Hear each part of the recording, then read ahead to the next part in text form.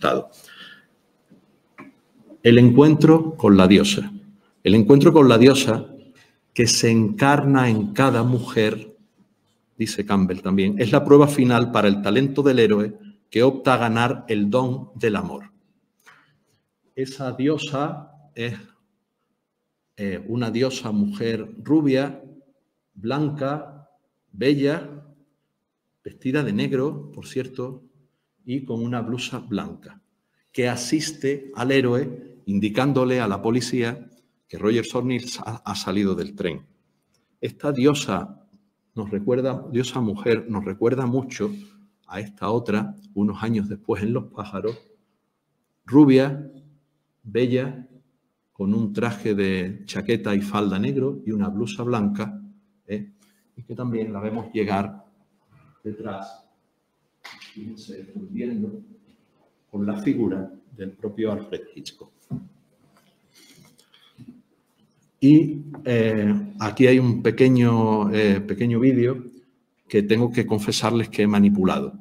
He manipulado para que se vea mejor lo que quiero hacer. Es el comienzo de Marnie la ladrona, donde los títulos de crédito se cortan con la primera imagen de la película y yo, según la mayoría de las transiciones con la muerte en los talones, pues he fundido y encadenado el último título de crédito, el del director, con el de la primera imagen.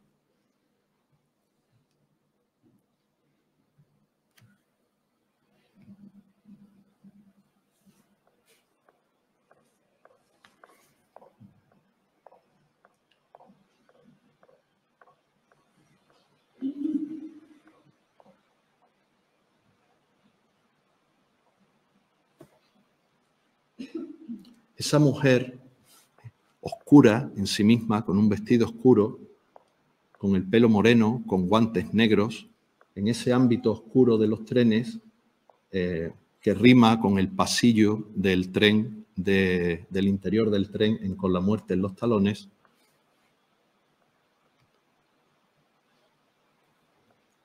Fíjense dónde se sitúa esa parte del bolso, que creo que no hay que ser más explícito para comparar con una parte de la anatomía femenina. El octavo paso es la mujer como tentadora. Creo que este paso pues no tiene, está muy clarísimo en la película. He elegido estos momentos donde Eva Kendall va a fumar un cigarro, Roger Sornil le ofrece fuego y Eva Kendall agarra sensualmente la mano de Sornil y tenemos aquí un juego de mirada, gusto, tacto, varios sentidos, ¿verdad? Y apaga el fuego de Sornil y después tenemos esta parte que siempre es tan expresiva, que es el juego del primer plano en plano contra plano de la figura del hombre y de la mujer.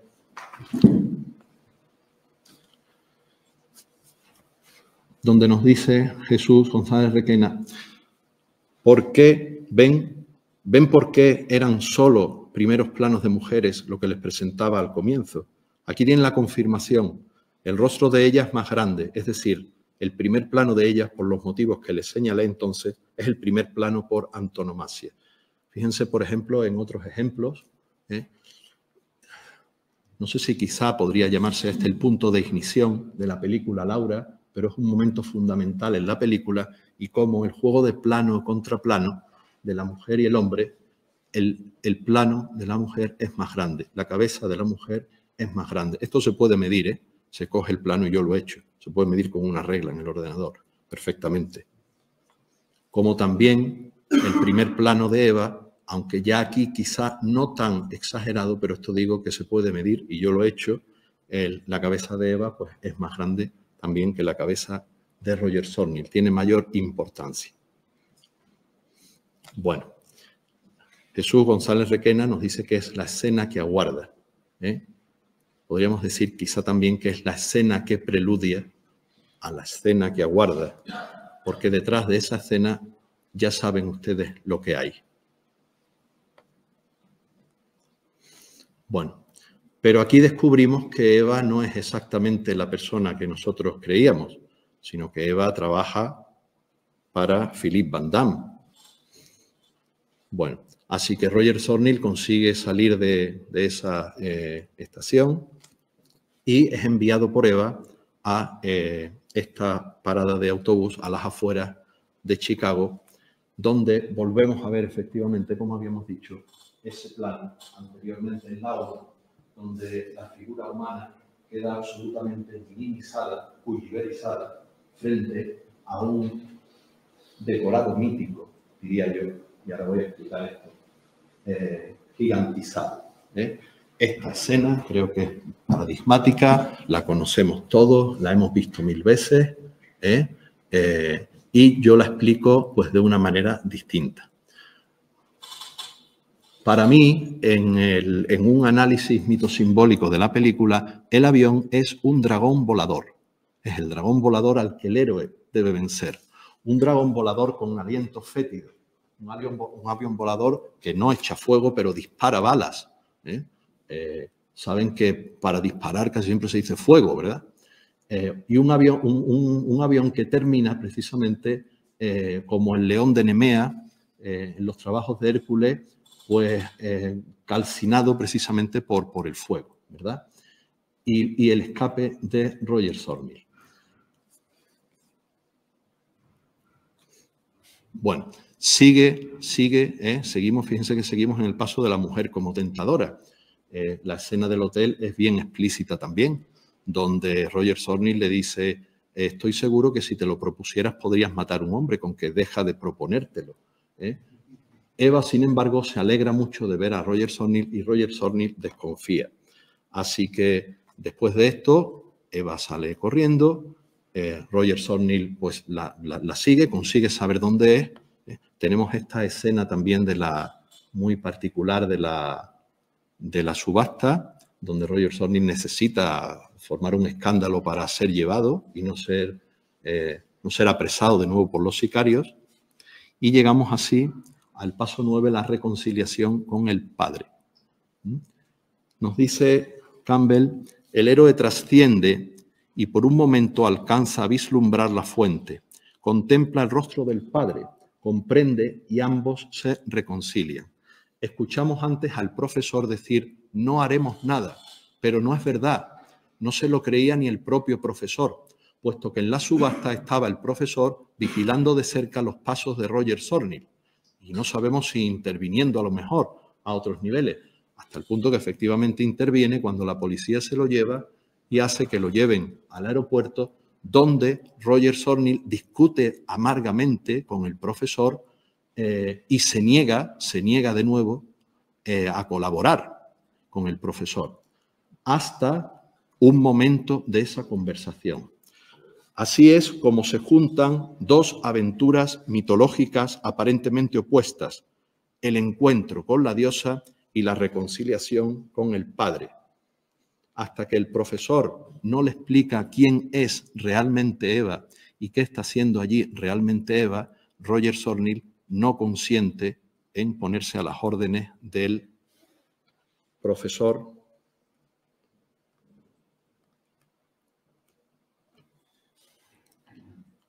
reconciliándose así el mundo de Roger, el mundo de Eva y también el mundo del profesor, mucho más allá de esa gracieta que le ha petado Roger Zornil al profesor, diciéndole, señor, yo tengo un despacho en mi empresa, de mí dependen 2 exmujeres y 2 barman, ¿verdad?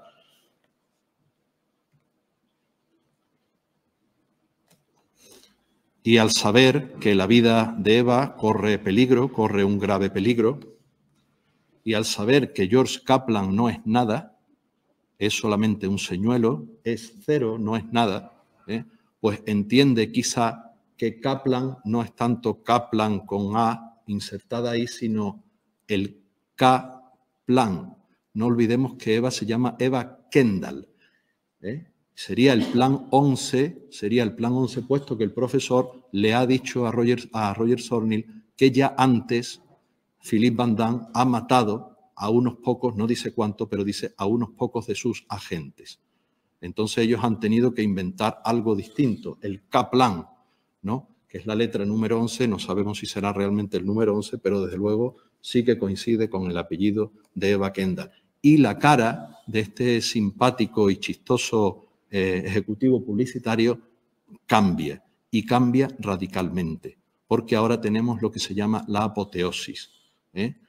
Fíjense cómo Roger Zornil, que está en sombra esa noche en las pistas del aeropuerto, nosotros escuchamos los aviones y algún avión se mueve, pero como nos dice Campbell, que la apoteosis significa también una iluminación del héroe, al moverse ese avión, la cara de Zornil se ilumina entera. Y el siguiente fundido, encadenado también, fíjense, funde y encadena con los prohombres, con los grandes presidentes de Estados Unidos, donde también aparece la cara de Zornil. El héroe se ha convertido en algo más que un hombre a través de esta ceremonia. El héroe, el aspirante que está a la altura, se somete a la iniciación como un hombre. Roger Zornil ha dejado ya de ser un tipo cualquiera y ha pasado a ser admitido en ese Olimpo de esos dioses donde Roger Zornil va a trabajar para ellos, se va a convertir en una especie de emisario o de mensajero para ellos. El paso 11 es la dádiva postrera. Javier, ¿cómo voy de tiempo, por favor? Vale. La dádiva postrera es algo que, una concesión que se le hace al héroe. Fíjense que todavía aquí con el profesor, esta nueva figura paternal para Roger Zornil, vemos un plano que podría ser muy bien el plano de un padre leyendo el periódico sentado y el de un niño mirando la atracción turística, ¿verdad? Pero el diálogo es el siguiente. El profesor: estoy intentando recordarle que es su responsabilidad ayudarnos a recuperarla. Zornil: vale, pero después de esta noche, y le interrumpe el profesor, que le otorga la dádiva postrera. Mis bendiciones para ambos. Y ahí lo tienen en inglés. Bueno, pues de mis bendiciones para ambos, nada. El profesor lo está engañando. Le ha dado la dádiva, pero se la ha quitado, porque Eva no va a regresar con él. A lo cual Roger se opone firmemente. Es llevado confinado en una especie de clínica o de hospital, y nos dice Campbell que la ronda completa, lo que es la regla del monomito, exige que el héroe emprenda ahora la tarea de traer las runas de la sabiduría, el vellocino de oro, o a su princesa durmiente de vuelta al reino de la humanidad. Pero no han sido pocas las veces que se ha rechazado cumplir con esa responsabilidad. Efectivamente, Roger se niega a que lo devuelvan a su mundo sin más. Y con una nueva triquiñuela, el profesor escapa, paso 13, la huida mágica, por la fachada de esa clínica, jugándose la vida, porque va por un no sé cómo se llama ese elemento arquitectónico, en fin, por un saliente del edificio. Y es muy curioso también que nos diga Campbell: cuando el deseo del héroe agravia a los dioses y demonios, entonces la última etapa de la ronda mitológica se convierte en una empresa muy animada, cómica a veces, ¿verdad? Esta parte tan simpática que Roger se mete en otra habitación y una nueva diosa rubia, ligera de ropa, metida en la cama, hermosa también, como las otras que hemos visto, le dice: deténgase. Se pone las gafas y le dice: deténgase, ¿verdad? Dice: ah, y se marcha. Bueno, pues en el viaje de la aventura del héroe, el héroe se puede encontrar con aventuras muy parecidas a la que he tenido. Es la mujer como tentadora, pero es rechazada, esta vez es rechazada por el héroe. Es posible que el héroe necesite una ayuda externa a su aventura sobrenatural, o lo que es lo mismo, es posible que haya de ser el mundo el que vaya a por él. Yo he dicho que tan heroína consideraba a Eva Kendall, o incluso más, porque es la que está minuto a minuto al pie de la muerte, mientras que Roger Zornil tiene pues tiempos muertos, ¿verdad? Ella es rescatada. Y aquí tenemos pues el arquetipo básico y primordial del héroe subiendo a la torre del castillo a rescatar del ogro o del amo del castillo a la princesa. Roger y Eva huyen, pero a su vez ellos también necesitan ser rescatados desde fuera. Es un disparo de un policía que está junto con el profesor, que ya han apresado a Philippe Van Damme, lo que hace que Leonard, la mano derecha de Philippe Van Damme, pues muera, caiga y por fin Roger pues pueda rescatar también ahí a Eva. Y por último tendríamos el cruce del umbral de regreso, donde Campbell nos dice: he aquí la señal a la que tiene que atender ahora el héroe, juntar en uno solo sus dos mundos. Bueno, pues ahí los tenemos a ambos, sonrientes, felices, volviendo quizás a Nueva York en el expreso siglo XXI, en el mismo donde se encontraron, reviviendo su historia, digamos, al revés. Ya saben también, esto es algo que un poco más, que esto no estaba escrito en el guión original, y que fue una escena insertada por Alfred Hitchcock, que él dice a Maso Truffaut que es la única escena simbólica. Evidentemente, si me escuchara ahora, pues seguro que me pegaba un bastonazo en la cabeza o algo así, que yo lo he explicado todo con símbolos. Bueno, así que efectivamente el héroe y la heroína, felices, sonrientes, vuelven, pero hemos de fijarnos cómo esos héroes sonrientes, unidos, que entendemos que van a ser el amor, hemos de fijarnos en la mano de Eva, que porta ya un anillo. No todo el mundo tiene un destino, solo el héroe que se ha sumergido hasta tocarlo para emerger de nuevo con un anillo en el dedo. Página 290, El héroe de las mil caras, Joseph Campbell. El anillo es el talismán que da fe del encuentro del alma con su otra mitad. Página 290, El héroe de las mil caras, de Joseph Campbell. El amo de los dos mundos y la libertad para vivir no se nos han contado en la película. Se entiende que ambos héroes han aprendido de su aventura, son amos de dos mundos, aunque entienden que esos dos mundos son uno, y gozan de libertad para vivir, probablemente, ya Roger Thornhill alejado de su madre y convertido en un hombre en matrimonio con Eva. Les decía antes que el tercer paso, la ayuda sobrenatural, exigía un esfuerzo grande. Y aquí quiero aplicar mi visión mitocrítica, porque la ayuda sobrenatural, especialmente en la mitología, la cumplen dos héroes que ayudan a la mayoría dos dioses, un dios y una diosa, que ayudan a la mayoría de los héroes. Son Hermes y Atenea. Bueno, yo he rastreado la figura de estos dos posibles dioses y la he encontrado. En Rebeca, una figurita del dios Hermes con Dioniso niño en el brazo, perfectamente reconocible por su canseo y su casco con alas, ¿verdad? Se encuentra en la mesa del escritorio que fue de Rebeca y que ahora es de la innominada señora de Winter, ¿verdad? La vemos ahí como sobresaltada por la señora Danvers. Y esta otra imagen corresponde al momento en el que la señora de Winter se arma de valor. No sabemos si imbuida por la fuerza o por la ayuda sobrenatural de Hermes, ayudante de héroes en la mitología, y le dice a la señora Danvers: llévese usted todas estas cosas y tírelas. Y dice la señora Danvers, cuyas sombras, fíjense también la posición del dios Hermes en la figura de la señora Danvers, y esas sombras que casi hacen a la señora Danvers una especie de araña, ¿verdad? Que quiere comerse a la señora de la casa, la que no es su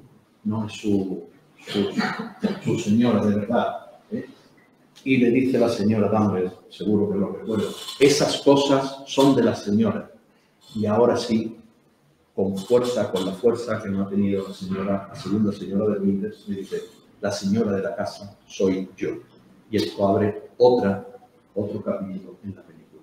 Bueno, fíjense en Encadenado, es una película también que tiene bastante que ver con la muerte de los talones, de tanto que se hace que una mujer, ¿verdad?, la gente del gobierno, se case con un mafioso para averiguar unas ciertas cosas, que cuando a Devlin se le está comunicando todo ese plan, Devlin está protestando a esos dioses que controla el destino de los pobres mortales, aparece la figura de Hermes detrás de él. Es una réplica del Hermes de Jean Boulogne. Pero cuando al personaje, no recuerdo ahora mismo el nombre del personaje femenino, de Adelanto, ¿verdad? Bueno, cuando a ella la están envenenando y sufre un desvanecimiento bastante serio, la ayudan, los sirvientes de la casa y los amigos del señor de la casa la ayudan. El marido no la ayuda, que es el que debería ayudarlo. Y aquí tenemos una imagen en esta lámpara de Atenea. Es perfectamente reconocible porque tiene la lanza, tiene su escudo, tiene el casco, tiene la égida, es la diosa guerrera, que parece que está ahí transmitiéndole su fuerza para que no muera. Y también es muy significativo, igual que antes en la señora Lambert, dónde se sitúa, fíjense, esta lámpara, en qué parte que parece negar la masculinidad de un hombre que no tiene ni siquiera ni la fuerza ni la vergüenza de sostener a su mujer cuando se ha desmayado. Pero también tenemos a Hermes en esta secuencia de extraños en un tren, una secuencia que está perfectamente escrita en el guión, pero no se dice que esté aquí, en este museo concreto.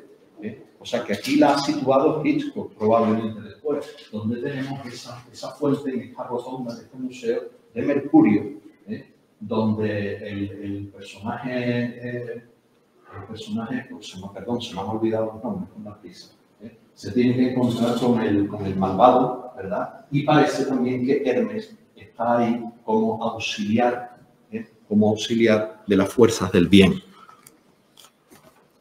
Pero incluso en Vértigo, cuando muere Madeleine,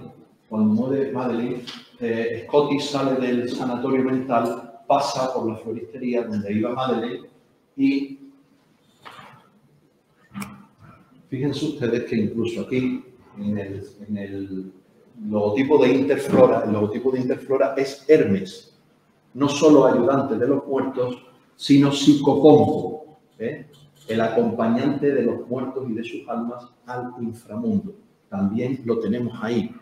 Justamente en este momento, Scotty volverá la cabeza y en la calle verá a una chica joven, Judy, extremadamente parecida a Madeleine. Y por supuesto, esta escena que dice Robin Wood, que es quizás la más elaborada de las penalidades de Roger Zornig, ¿verdad? Se desarrolla en una encrucijada. ¿Veis la encrucijada, verdad? ¿Sí?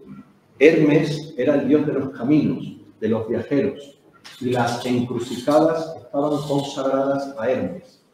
De tal manera, y también a la diosa Hécate, diosa infernal, porque las encrucijadas eran, según los griegos, umbrales a otro mundo. En esa encrucijada es donde queda Roger Zornig y queda ahí esperando y pasa por su lado un automóvil. Ese automóvil es un Mercury Ponterea. Mercury, como saben, es el latino para Hermes. Ya está, termino. Con esta termino. Incluso en el riesgo extremo de muerte en la escena de la subasta, Roger Zornig, cuando sale, hay al fondo un tapiz. Esto no está tan claro como los demás, donde vemos una figura, parece una recreación de una escena mitológica, donde vemos una figura que parece que porta el caduceo, parece también que lleva un casco, y sobre todo lo vemos con el asa del zurrón, con el que se suele representar iconográficamente a Hermes, precisamente como dios de los viajeros.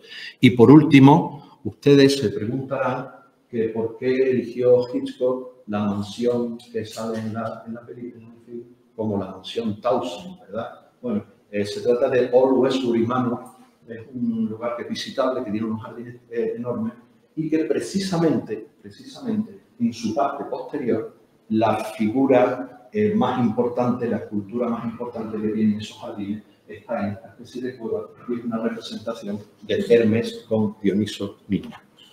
No sabemos si efectivamente a la llegada, al retorno de los héroes, a la gran estación central, les espera allí el dios Hermes, fachada principal de la gran estación central, flanqueado por Hércules y Atenea. Muchas gracias y disculpen la...